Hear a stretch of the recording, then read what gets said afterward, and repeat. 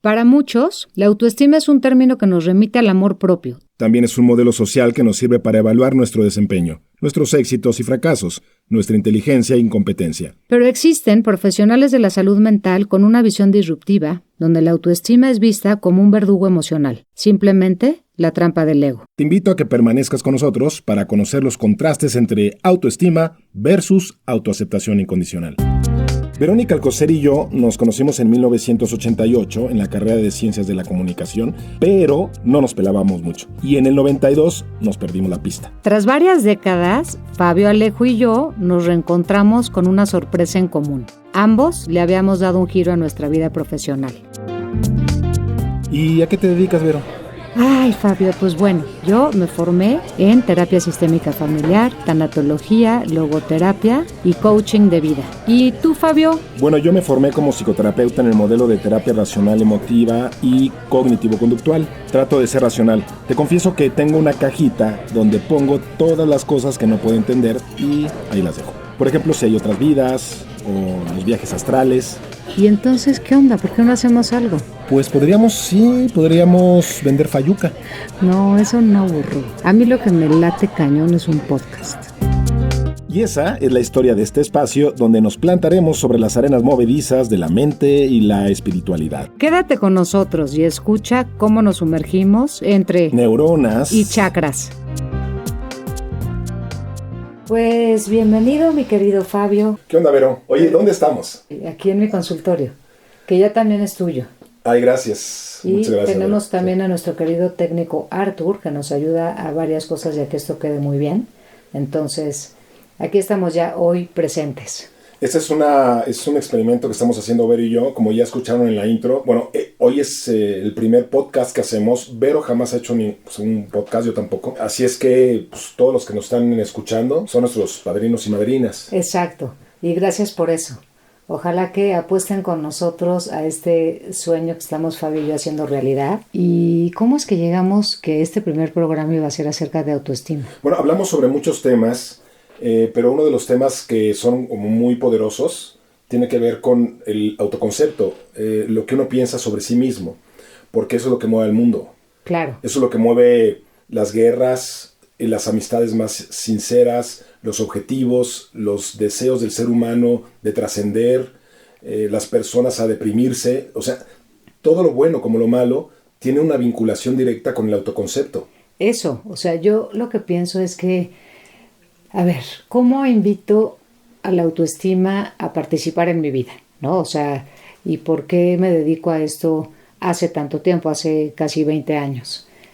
Y obviamente, como especialista en duelo y todo este tema de tanatología y los procesos, pues autoestima es un gran personaje, ¿no? En algún momento yo hago un par de conferencias y de pláticas y talleres que eran las As del éxito, autoestima y asertividad, ¿no? En mi caso personal, primero resuelvo yo este duelo de haber perdido a mi papá cuando yo tenía 18 años, cuando descubro que tenía yo como todo este dolor atorado y entro a un proceso terapéutico y a estudiar todo esto que me dedico, me doy cuenta que mi autoestima estaba terriblemente dañada y mermada, ¿no? Para mí, descubrir yo siendo esta mujer alegre, feliz. Tengo 3 hijos, en aquel entonces el gordo mi marido, yo tenía 30 años. Yo juraba que tenía un nivel de autoestima altísimo y resulta que no.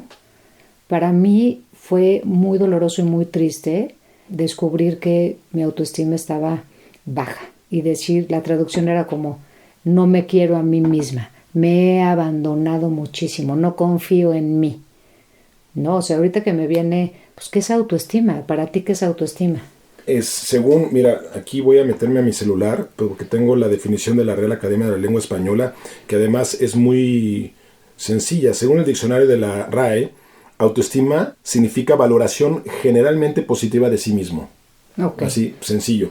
Y aquí la palabra es valoración, es la palabra importante, porque tú me compartes que tu autoestima estaba baja. Sí. Pero antes estuvo alta. Ese es un tema interesante.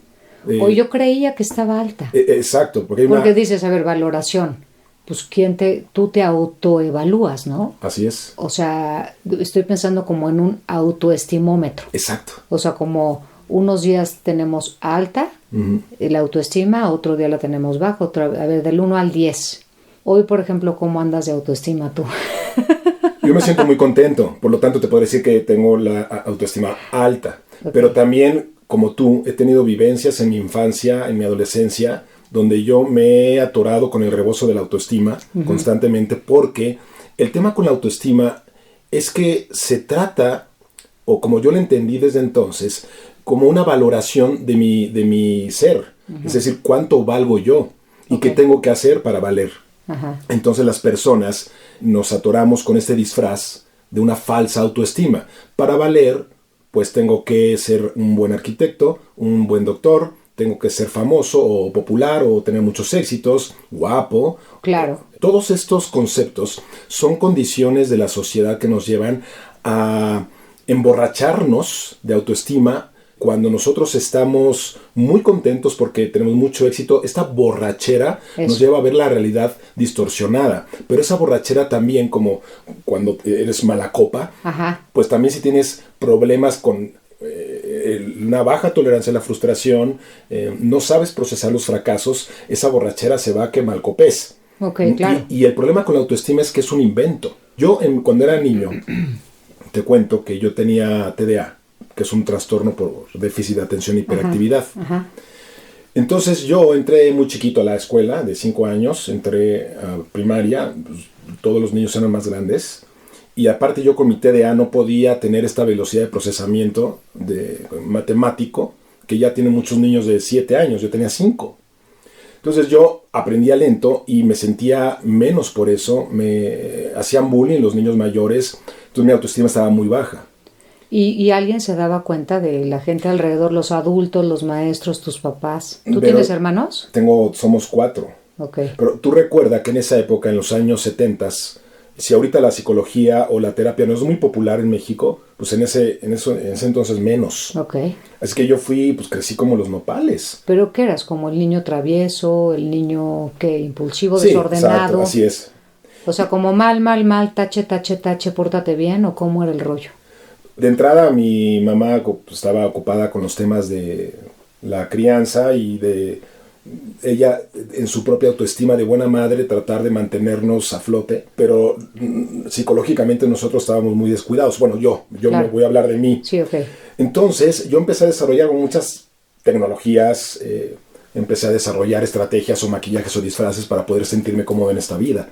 Y una de ellas fue el sentirme de repente, por esta inferioridad, sentir que tenía que ser superior. Okay. Llamar la atención.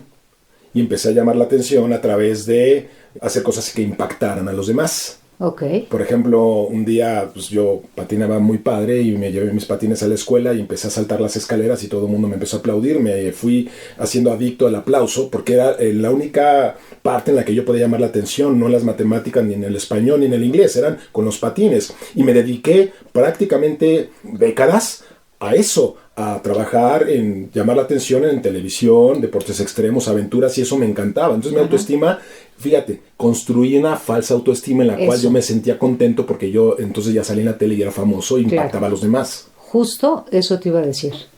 O sea, esa falsa autoestima que era como yo pensé también que yo tenía esta autoestima alta, ¿no? Y te pusiste en riesgo cuando estabas haciendo estos intentos por sobresalir. Sí, muchas veces no sé en qué momento o cómo funcionó que yo siga vivo porque... De plano. Es que hice muchas pendejadas. ¿De plano? ¿Tipo muchas. ¿Cuál fue la peor? Uy, bueno, pues a ver, mira, desde enterrarme vivo en un féretro. ¿Cómo es eso? Prenderme fuego. No. Meterme a...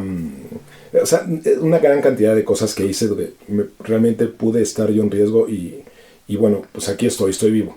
Ajá. Y dime una cosa, ahorita que me cuentas esto. Bueno, tengo 2 preguntas. Una, ¿cómo afectó también esto a tu familia y cuál fue el riesgo emocional? O digamos el coste emocional. O sea, porque no nomás está esta parte de sobresalir, ¿no? O sea, tú no tenías idea qué es lo que te estaba pasando. No, yo creo que hace rato dije que yo crecí como los nopales. Ajá. Todos, ¿no? Un poco. Sí, sí, sí, claro. A lo pendejo. Sí, sí, sí. Así, O para como un las lado, plantitas. Ajá. para otro lado. Y los papás abordan estas situaciones también, pues, con lo que tienen. Mi mamá no quería saber mucho de mis andanzas, mis reportajes, mis aventuras, pues trataba como de evitarlo. Lo respetaron, hasta eso siempre respetaron lo que yo hacía. Tampoco es que lo alentaran, pero esto fue como una estrategia de compensación que corrió paralelamente a mi familia. O sea, fue una forma en la cual yo me hice existir independientemente de mi familia. Pensaran lo que pensaran. Afortunadamente siempre me apoyaron y nunca me desalentaron o me condicionaron a que dejara de hacer estas cosas. Ok. Sí, en eso hubo mucho respeto. Y tú, bueno, Vero, entonces el concepto de autoestima, tal como tú te viviste con esta falsa autoestima, es una autoestima creada. ¿Cómo funciona eso desde tu perspectiva? O sea, lo que es que yo ¿Qué creo es la que autoestima en ese sentido? creo que mi concepto de autoestima tuvo que ver mucho tiempo con, para mí es muy fácil detectar esta parte de las frases que se repetían en casa todo el tiempo, igual a creencias probablemente, ¿no? Entonces, Vero qué guapa, Vero qué inteligente, Vero qué linda, Vero qué sensible. Todo lo que tuviera que ver, yo lo voy a poner como piropos, ¿no?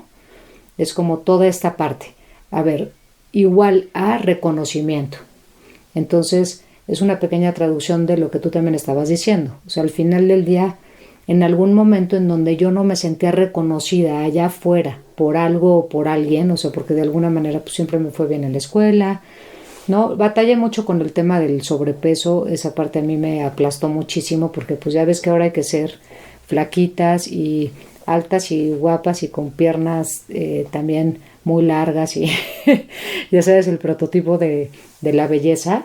Entonces digo, yo no sé si en los hombres suceda igual, pero este tema de ser bonita, guapa, atractiva, o sea, era una cosa como muy importante. Claro que sigue siendo, ¿no? Pero no sé si a nivel hombre también te importa tanto tiempo que estar como fit físicamente y tal. Ahora veo que los hombres se fijan más en eso, ¿no? Y la otra parte, te preguntaba de la parte emocional porque generalmente cuando algo nos pasa en la vida, más allá de esta parte física y tal que estamos hablando ya como del terreno emocional, nos sentimos mal de sentirnos mal.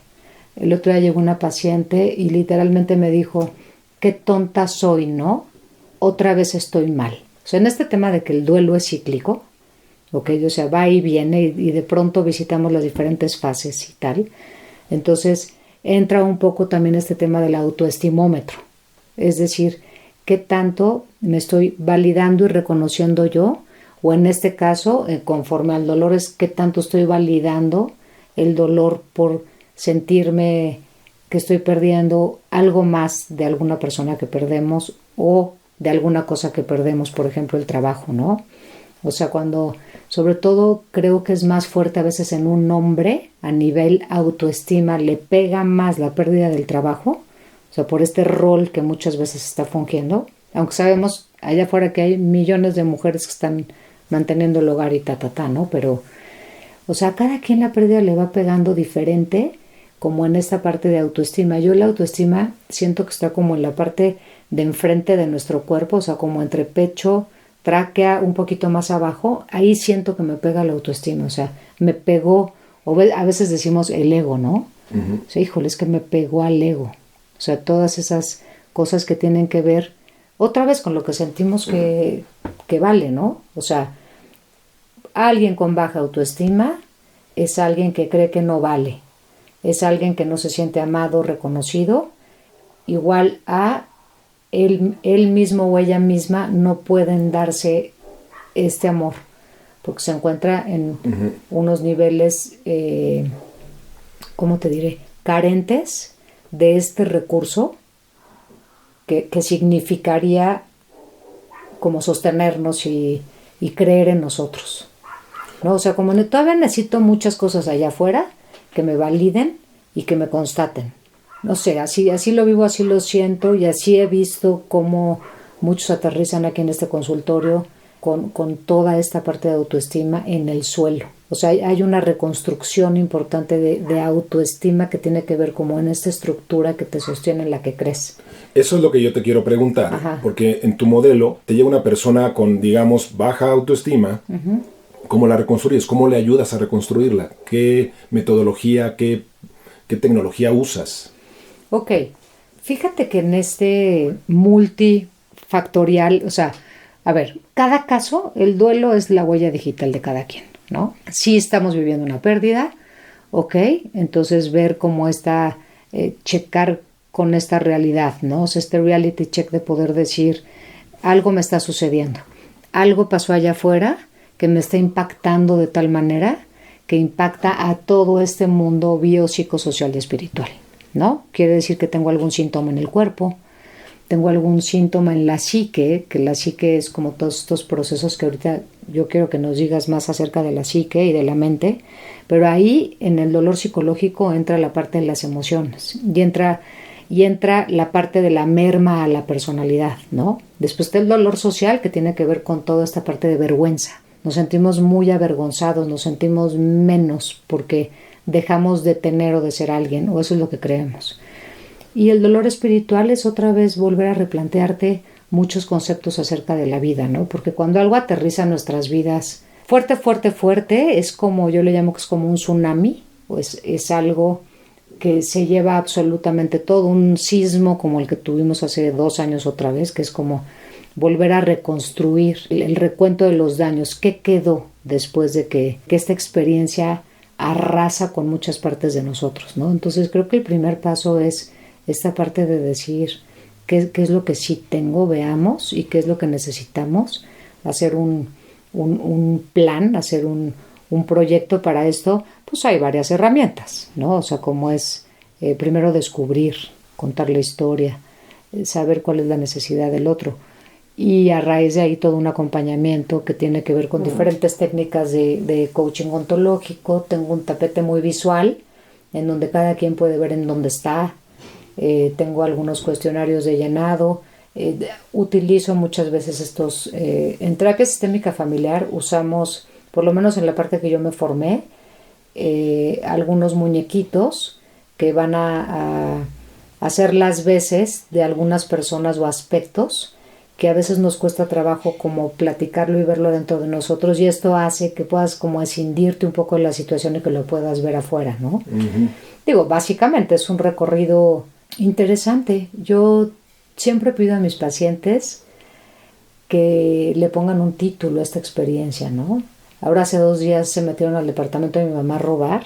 Estoy pasando por esta pérdida de decir, híjole, la pérdida de la seguridad, la pérdida de la confianza, la pérdida de esta parte íntima. Y de ahí me suceden como varias cosas, ¿no? Todavía no lo puedo ver con claridad, pero es como cuando te dan un libro a leer que lo tienes muy cerca en los ojos, que te dicen léelo, pues no lo puedo leer, ¿no? Tengo que alejar un poco mi mano y el libro para poder tener esta lectura un poco más clara. Entonces yo creo que esa distancia que vamos tomando del evento, el tiempo y lo que vamos haciendo con el tiempo, creo que es importante, ¿no? Saber que nos movemos hacia una meta, hacia una finalidad de estar mejor, ¿no? Tú en tu concepto y en tu abordaje a tus pacientes, ¿cómo le haces? Yo el concepto de autoestima lo replanteé, lo reconstruí, porque en el modelo terapéutico que yo estudié, que es la terapia racional emotivo-conductual, pues la autoestima es un invento. O sea, los seres humanos creamos constructos hipotéticos. Uno es el amor, la libertad, la justicia, todo eso. Y la autoestima es uno de ellos. La autoestima, en realidad, bueno, no existe de forma natural. Los animales no necesitan autoestima, ¿sí? O sea, un animal, un águila, por ejemplo. El águila va a cazar y va a morir cazando. Claro. En cambio, el ser humano se desmoraliza porque no caza, porque no vale, porque qué vergüenza, y se deja morir. Se autodestruye. Okay. El problema con la autoestima es que el águila, el león, la cebra no tienen este autoconcepto. Se van a morir en el intento. Sí, claro. Oye, espérame, perdón que te interrumpa. Ni siquiera los perros, ¿verdad? O sea, ahorita me vino a la mente los perros. Como, pero porque son muy de apapacho, muy de estar contigo. Los perros, los animales, tienen un cerebro diferente al de los seres humanos, parecido en algunas cosas emocionales, pero el pensamiento abstracto no. Ya. El pensamiento abstracto del ser humano es muy complejo. Está temporalizado. Y estás pensando en lo que tienes que hacer para en un futuro recibir el éxito, por ejemplo. Okay. Entonces, para un animal el éxito es tan fácil como comer. Sí, para el ser humano no. El ser humano necesita más condiciones para tener autoestima. Entonces, naturalmente no existe la autoestima. Es algo que inventó el ser humano y es justamente nuestro verdugo. Por ejemplo, tú vas en un barco, en un yate, por allá por las Antillas, ya sabes, bien bonito. Y naufraga. ¿Se dice naufraga o naufraga, verdad? Sí, Lo dije naufraga. bien. Está bien dicho, está bien decido. Está bien decido. Y entonces, tú llegas a una isla desierta. Ajá. Es una isla donde no hay nada. Ok. Nadie. Sí hay algo. Hay cocos y palmeras y todo lo que hay en una isla desierta. Pero no hay personas. Sí. Ahí la pregunta es, ¿para qué te sirve la autoestima con este concepto de autovaloración? De valgo por mis logros. Okay. Ahí no te sirve pues, de nada. De nada. Ajá, okay. ¿Qué es lo que una persona en estas condiciones necesita? Pues sobrevivir. Primero querer sobrevivir. Salvarse, claro. Querer sobrevivir. Exacto. Porque puedes decir, no, yo aquí ya me muero y ya no quiero sobrevivir. Ok, ¿esa es voluntad? Sí, y es la voluntad y es la autoaceptación. Ok, ¿y esa cómo es? La autoaceptación es un pensamiento, es una emoción y es una conducta que te llevan a querer seguir viviendo. Ok. Es un pensamiento de me gusta la vida. Okay. De quiero vivirla y tengo la motivación para buscar los elementos de vivir. Esa es autoaceptación. Autoaceptación incondicional es que me acepto por el simple hecho de existir, sin ninguna condición. No tengo que tener éxito para poder seguir teniendo ganas de vivir. Ni la mejor casa, ni el mejor novio, ni ser la más guapa o más guapo. La autoaceptación incondicional es quiero seguir viviendo. Y me acepto con las condiciones y las herramientas, mi mano, mi piel, soy morenito, güerito, sin brazos, con brazos, con discapacidad. Me acepto de forma incondicional. Entonces en esta isla, lo único que necesitas en un principio es querer seguir viviendo. Eso es la autoaceptación incondicional. Y luego viene el factor autoeficacia. La autoeficacia es ¿qué voy a hacer para seguir viviendo, Vero? ¿Qué harías tú? ¿En esa isla? Sí, ya quieres vivir, ya sabemos que quieres vivir. Luego, ¿qué harías? Bueno, pues un poco esta parte de, a ver, ¿qué tengo? ¿Qué hay aquí? O sea, ¿de qué se compone esta isla? Si están las palmeras y están los cocos, entonces pues de ahí me voy a trepar, a cortar el coco, a beber de ahí. De una vez me como el coco, que es bastante buen alimento. Sí. Es un superfood, como dicen hoy. O sea que ahí diría, estoy bastante orgánica y bien. Muy bien. eso ya no vendría al caso. Pero ya no es de aceptación.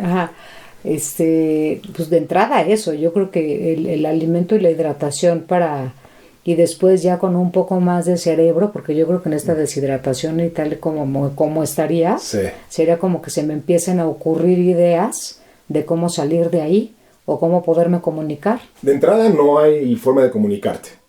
Lo único que puedes hacer es poner una fogata y todo eso, claro. Pero antes de poder hacer esto, como tú lo dices, tienes que tener alimentación y haber tomado agua y estar bien en condiciones para poder seguir operando. Claro. Entonces, subir a la palmera por cocos, pues te vas a caer, no sabes subir, porque nunca habías subido una palmera, te la tienes que ingeniar, te tienes que ir haciendo eficaz. Sí, claro, porque si no me raspo, me caigo, o poner trampas. No puedo, ¿por qué me está pasando esto? ¿Por qué me está pasando? No valgo, otros sí pueden y yo no puedo.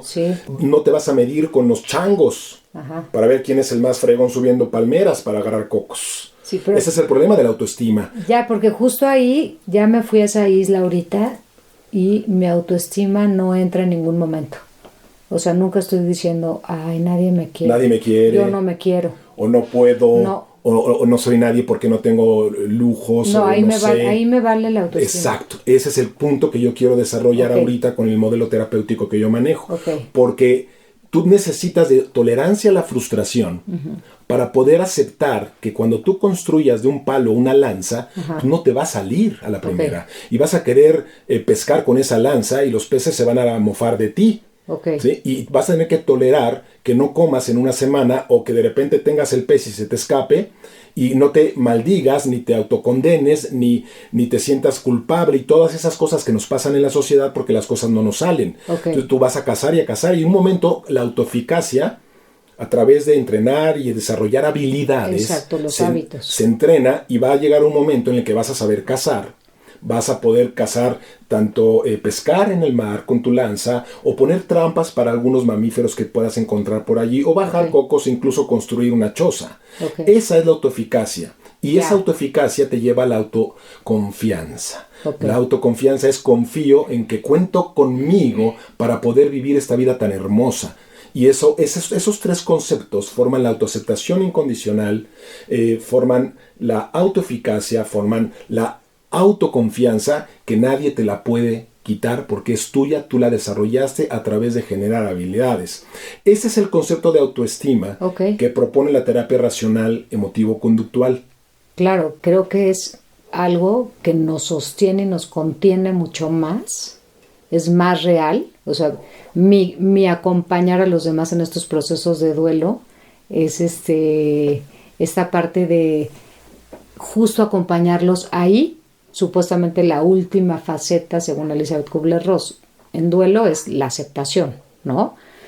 O sea, no es que yo avale que fuera la última de estas fases, pero la aceptación es igual a es lo que es.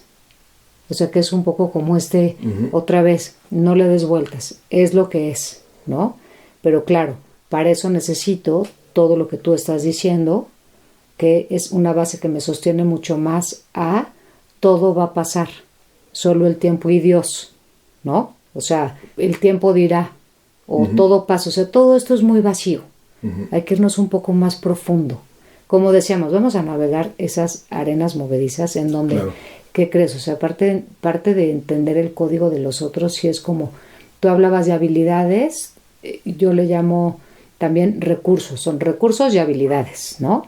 ¿Y para qué necesitamos ver qué trae nuestra caja de herramientas? Es decir, muchas veces le hemos abierto y hemos sacado probablemente un martillo, un tornillo o algo para hacer uso de algo muy leve, ¿no? Pero no nos hemos dado cuenta que tenemos como toda esta caja de herramientas, ¿no? Que son justo esas habilidades y esos recursos de decir, bueno, primero quiero ver qué es lo que tengo, sacarlo y usarlo, ¿no? Poder usarlo para entonces... Tengo otra palabra que se llama resiliencia, ¿no? Quiere decir, si ponemos oye, ¿cómo vas de autoestima? ¿Cómo está tu autoestimómetro? No, oye, qué bárbaro, estoy de maravilla, estoy muy bien hoy. Quiere decir que lo que fui también generando y gestando en mí y echando a andar fue esta parte de resiliente, ¿no? Que es mi capacidad para poder adaptarme ante las cosas adversas en la vida, ¿ok? Que incluye lo que tú acabas de decir, que es la tolerancia a la frustración, ¿no? Poderte adaptar a algo que te pasa fuertísimo. No sé, a mí me gustaría que también nos dijeras un poco, Fabio, esta parte de los mecanismos de defensa que tenemos. O sea, porque creo que hace poco tuve a unos pacientes, una pareja que perdieron una chiquita cuando nació, ¿no? Y entonces están estos síntomas de la mente nublada, el llanto que no puede parar, el enojo, obviamente toda esta desorganización que hay psíquica, la no concentración, todas estas cosas como te siguen pasando cosa tras cosa tras cosa, o en este caso es como me vuelvo a adaptar allá afuera a un mundo con una realidad distinta a la que yo me imaginé, ¿no? Ya no está más esta persona que yo quería que estuviera, o ya no existe esto. O sea, ¿cómo actúa nuestro cuerpo que se activan estos mecanismos de defensa? Los mecanismos de defensa, este concepto tal como mecanismo de defensa me suena un poco más como psicoanalítico. A ver, sí. Pero yo el psicoanálisis lo he estudiado muy superficialmente, con lo cual no podría hablar de ello. Pero sí te podría hablar traducido, tu pregunta traducida a TCC, que es terapia cognitivo-conductual, con el nombre de esquema. Eso es esquema. El esquema es la parte más sensible de un ser humano.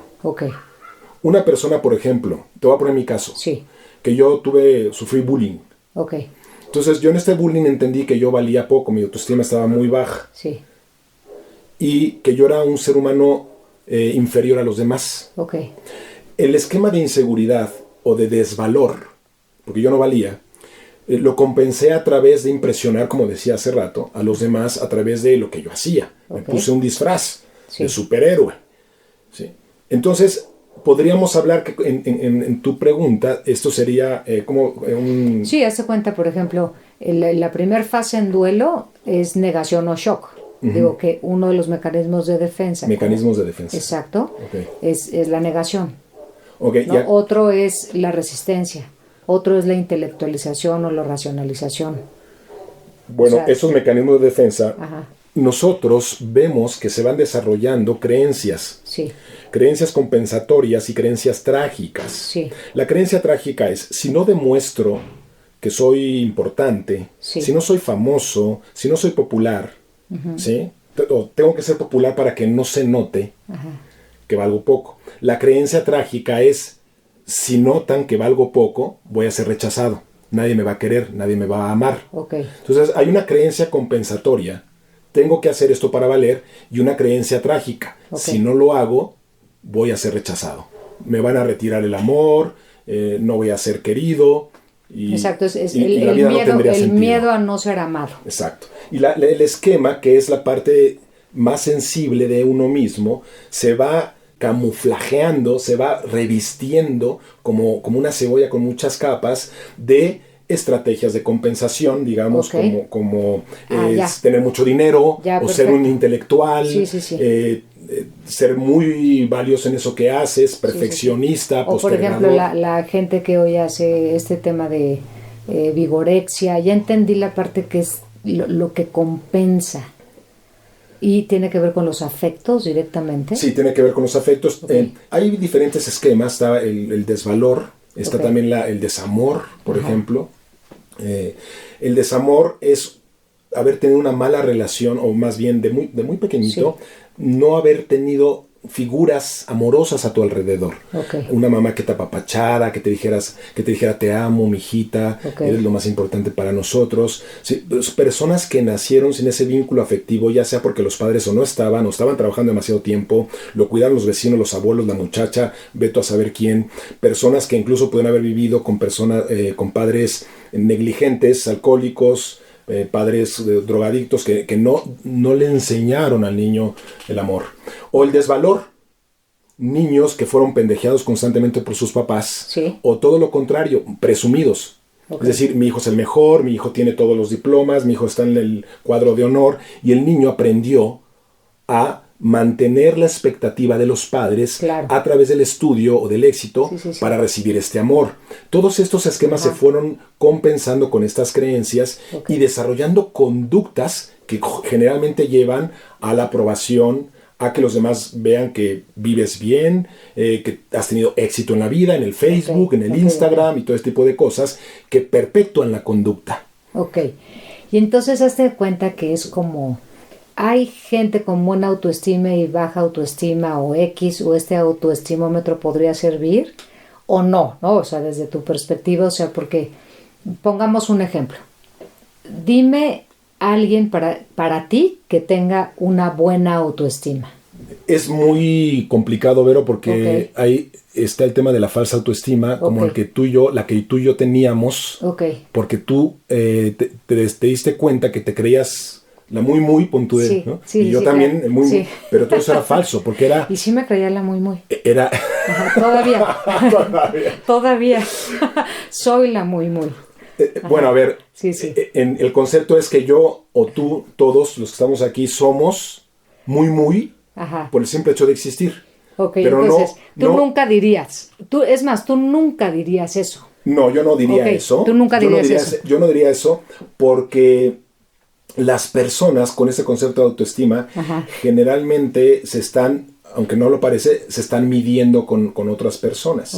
Entonces, cuando uno dice soy el muy, el otro puede, su pensamiento inmediato es yo no me siento con esa seguridad de poder presumir que soy muy. Seguridad. Es que creo que le acabas de dar al clavo. O sea, para mí, en algún momento podría ser alguien que tiene una autoestima alta es alguien que es seguro de sí mismo. O no. Ajá. O no, porque puede ser una falsa autoestima y es inseguro. Eso. Pero se Sí. tejió un disfraz a la medida de sus miedos para impresionar. Ok. Que cuando se lo quitas protesta. Y es ahí Sí. donde viene el enojo, la culpa, la vergüenza, el miedo, la Ok. tristeza. Ok, entonces es alguien seguro de sí mismo, es alguien que tiene confianza en él mismo.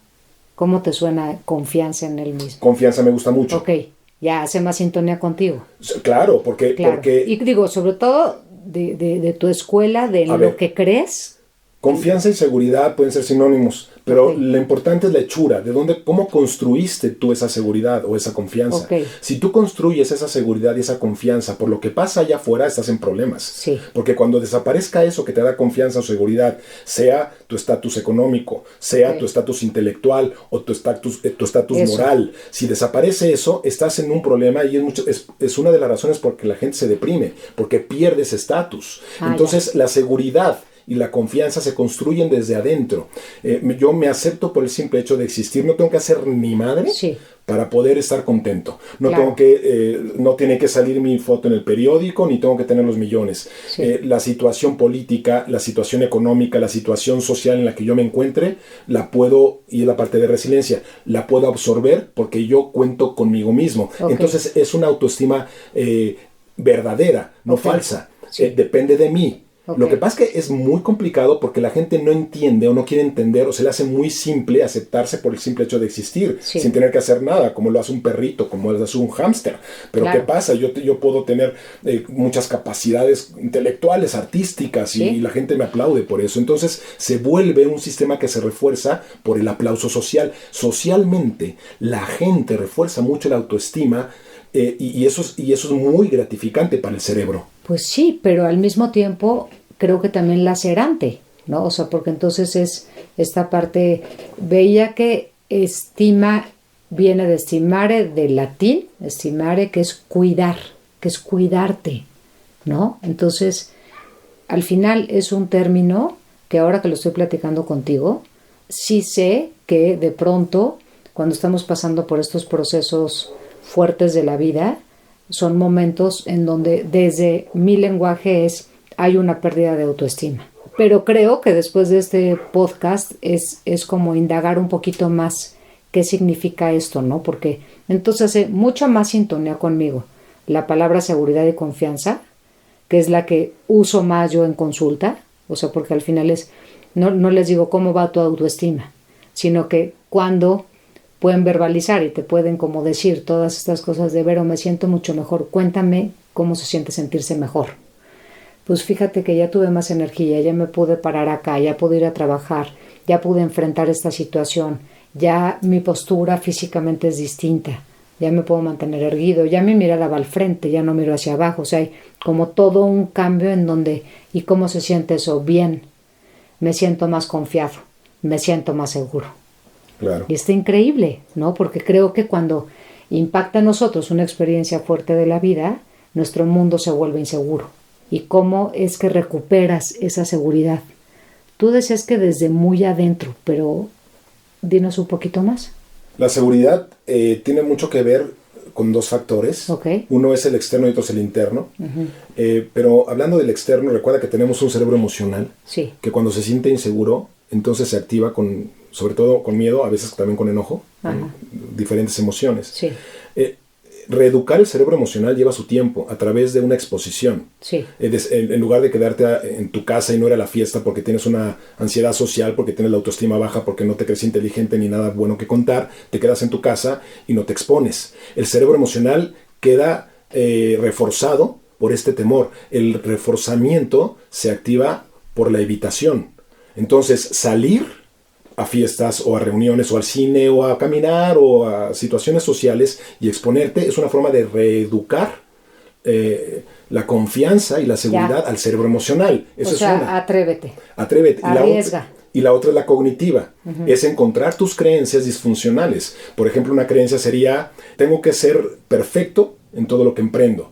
O tengo que ser muy popular para poder recibir el amor y la aprobación de las personas significativas. Okay. Entonces, todas estas creencias se tienen que replantear en consulta a través de otras creencias que sean mucho más reales, que no estén basadas en el término de autoestima conforme a que solo valgo si las cosas me salen bien, Okay. y las personas me van a aplaudir y a querer por esta consecuencia. Hay que replantear eso. Creencias nuevas como me gustaría caer bien, pero entiendo que no puedo caerle bien a todo el mundo, porque ni siquiera a Dios le cae bien a todo el mundo. Entonces, ¿de dónde saco yo que tengo que ser el alma de la fiesta o al menos aprobado por las personas? Eso es una mentira. Hay que replantear todo el bagaje de creencias que tenemos, de tal forma que cuando vamos haciendo este cambio de creencias y de paradigmas, tenemos una intervención cognitiva y también en la parte emocional, una intervención emocional por parte de la exposición a una pequeña estructura muy chiquita que se llama amígdala, que está en el cerebro, que es el centro del miedo, por ejemplo. Ya. Sí, y entonces ese es el tipo de intervención que se hace para ganar confianza, para ganar seguridad en la vida y poder, como dicen algunos, subir la autoestima, aunque yo no diría subir la autoestima, ese es el concepto que no me gusta. Exacto, sino lo que ya dijimos, seguridad y confianza en uno mismo. Ahora dime, o sea, ahorita que me lo estás diciendo, como que hice un viaje en mi mente, en el tiempo, que viví este proceso, Fabio, por mi terapeuta que adoro, que se llama Pilar, y me dolió muchísimo. O sea, esto que estás diciendo ahorita de poder replantear y de ponerlo todo enfrente de mi cara y verlo, era como ver, has vivido en una mentira durante todo este tiempo.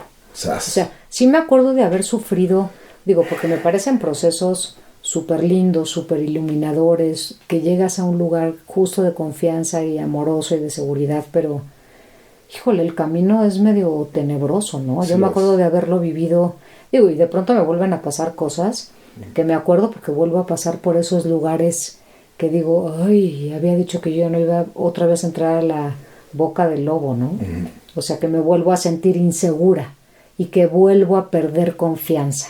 Sí, eso va a pasar toda la vida, creo yo, pero poco a poco, con el entrenamiento, con el cambio de hábitos, se empieza a ser más esporádico. Es decir, esas emociones ya no son tan intensas, ya no aparecen en momentos inadecuados, ya no duran tanto tiempo. Nunca vamos a dejar de ser hombres emocionales, mujeres, hombres emocionales. Pero aquí la racionalidad es esta capacidad de poder replantear conceptos, de poder exponerte para que tu gestión emocional trabaje a tu favor y no en tu contra, puedas tener esta administración emocional sabiendo intervenirte a ti misma para que tus emociones no sean ni tan intensas ni tan duraderas. O sea, que no estamos reaccionando tanto o agrediendo. ¿Cómo, para todos aquellos que nos están escuchando, cómo le haces, además de la terapia? Porque digo, tú lo sabes que yo soy pro terapia y que la verdad ese proceso a mí me ha ayudado muchísimo.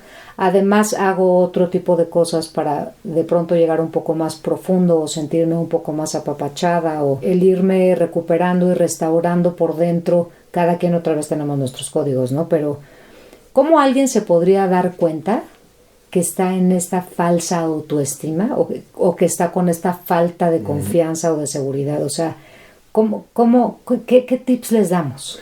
¿Por dónde se empieza? ¿Cómo te das cuenta, Vero? Y te voy a decir, te voy a contestar con una palabra. A ver. Cómo yo lo veo, cómo yo lo aprendí. Sí. Ansiedad. Ok. Si una persona está viviendo con ansiedad, okay. Si una persona está durmiendo poco, okay. Comiendo mal, sí. Teniendo conflictos innecesarios con las demás personas, okay. Problemas en el trabajo, sí. Insatisfacción, desbordamiento, burnout, ajá. Todas esas situaciones sí. te están diciendo algo estás haciendo mal. Esos son síntomas. Una persona puede tener un montón de dinero, pero puede tener varios de estos síntomas. Sí. Una persona dice, es que yo he hecho mi vida bien, he hecho mi dinero de forma legal, Dios sabe que he hecho lo mejor que he podido, pero me sigo sintiendo ansioso, sigo teniendo problemas que no sé cómo superarlos. Es porque tu creencia compensatoria no te ha funcionado y no te has dado cuenta ajá. que quizás has estado buscando la autoconfianza y la seguridad en el lugar equivocado. Ok, y no lo has obtenido. Y no lo has obtenido. Pues estos van a ser los síntomas que podemos cada uno allá afuera que pueda estar escuchando esto, a mí lo que me funciona a veces es que alguien me diga, oye, Vero, vemos esto en ti, ¿cómo te sientes tú? O a veces de cualquiera de mis hijos yo siempre he dicho, oye, si algo ven que yo no puedo ver, creo que tenemos un punto ciego los seres humanos, ¿no? Esta ceguera de taller en donde, y que a veces no nos cae bien que los demás lleguen y nos digan. Creo que también a veces poder hacer la pregunta a ciertas voces maestras o quien confíes, decir, oye, me gustaría que me dijeras cómo me ves, cómo me vibras. No que sea, pero creo que a veces a mí me funciona esa parte de decir, oye, cuéntame cómo me ves, porque tengo puntos ciegos que no me veo a mí misma y creo que estoy bien y ya no quiero caer en una red de mentiras conmigo misma, ¿no? Exacto. Porque creo que el primer vínculo que hay que sanar es con, bueno, dicen que con papá y mamá, ¿no? Y que hubiera esta como reconciliación en algún momento. Desde mi teoría de sistémico es, mientras no haya esta reconciliación con mamá y papá, pues no podemos acabar de tomar la vida, ¿no? Porque de ahí nos viene la vida, o sea, es como esta parte, ¿no? Es una de estas frases que usamos mucho. Pero la reconciliación contigo para llegar a esta parte de autoaceptación. Necesitas... Entonces, síntomas. Pedir ayuda. Ir a los foros adecuados. Leer libros. Escuchar podcast. Indagar. Explorar. La gente cree, o creemos, me incluyo, porque así he sido. Creemos que lo que sabemos y lo que hemos hecho es lo mejor. Y que tenemos la razón solo por el hecho de que es nuestra. Y no necesitamos ayuda porque no estamos locos. Porque todas las respuestas están dentro de ti. ¿No? Sí, claro, así como, pues atrévete. Pero no es tanto así, ¿eh? El punto ciego que tú dices existe, desde luego. Hay que tener cuidado porque nos podemos acercar con un amigo que por su intento de ayudarnos nos perjudique porque no está preparado. ¿Sí? Entonces un amigo te puede dar un muy mal consejo. ¿Sí? Y por eso la idea es que las personas se acerquen a terapia. O sea, con gente profesional que sepa. Y la terapia, pues la mejor terapia es la que a ti te sirve.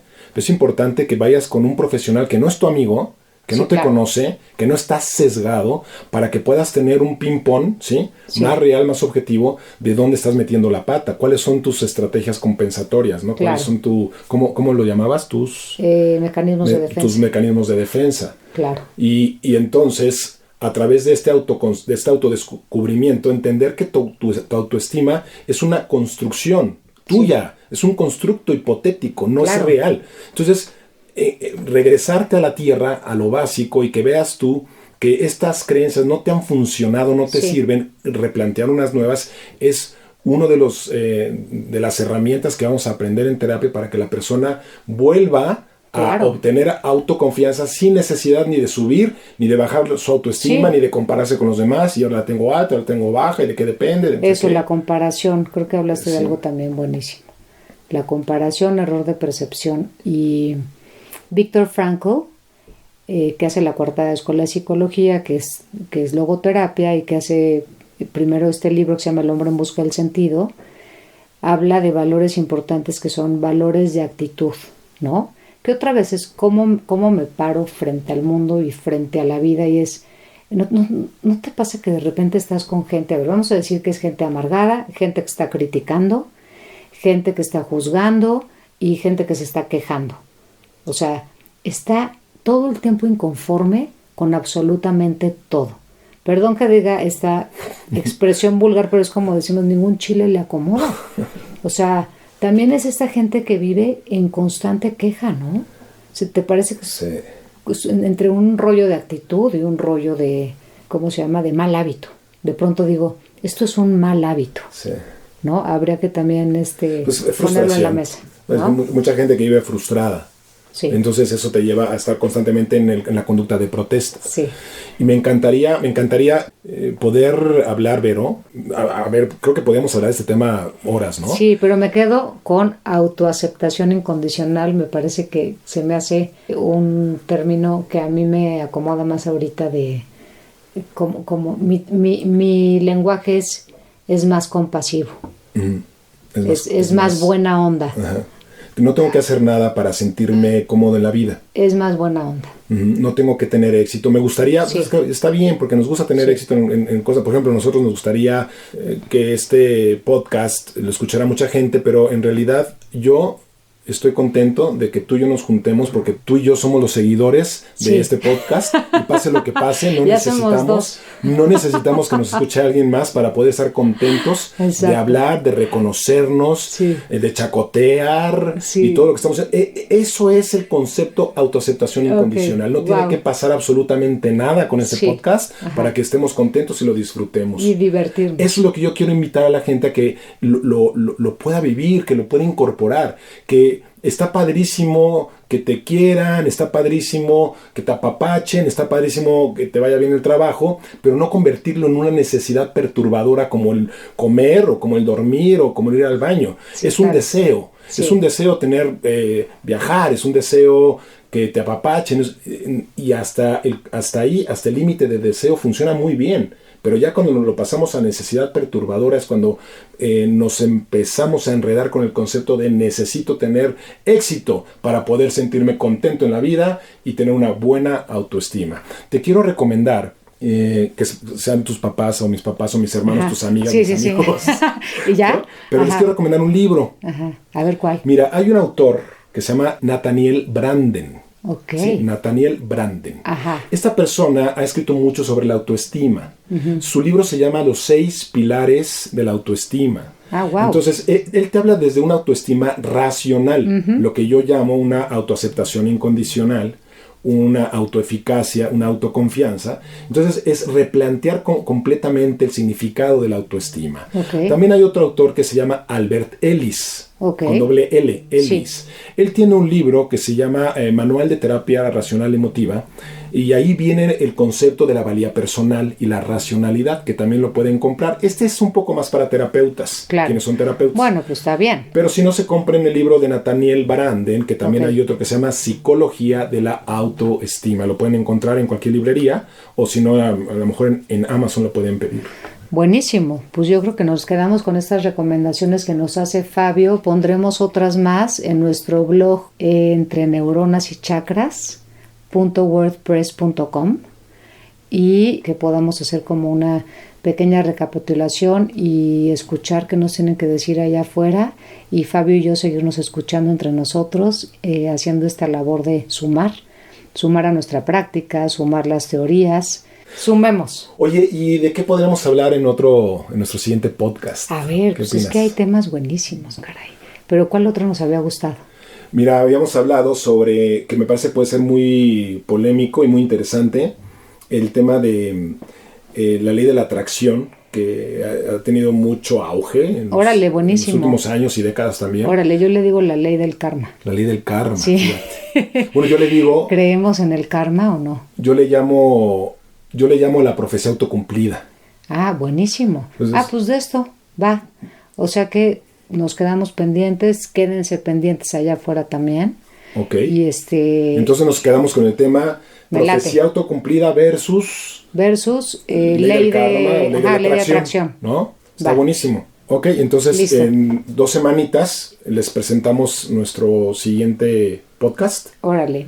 Sí. No nos perdamos, Fabio. Nos vemos aquí a Ok. la misma hora, en el mismo consultorio, en la Ok. misma dirección. Desde el consultorio de Vero. Gracias por invitarnos a tu consultorio. Gracias, Qué mi padre. Fabio. Qué increíble. Porque además es tu gracias. casa y tiene toda tu personalidad, todo tu cariño, tiene tu energía, todo. O sea, toda la buena vibra. Muy bien, así es. Ok. Gracias, Vero. Bye, mi Fabio. Bueno, Hasta la próxima. hasta la próxima.